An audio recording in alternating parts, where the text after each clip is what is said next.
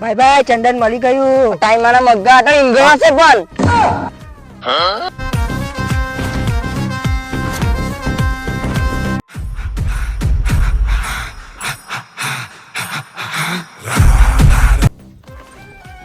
પુષ્પાભાઈ મુલગનલ્લાનો phone આવેલો છે.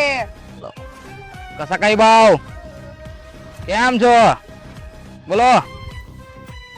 હા ઓકે કાલે ડીલ કરવા જવાનું છે. હા તમારા અડ્ડે આવીએ. સારું આવ્યો ચાલો.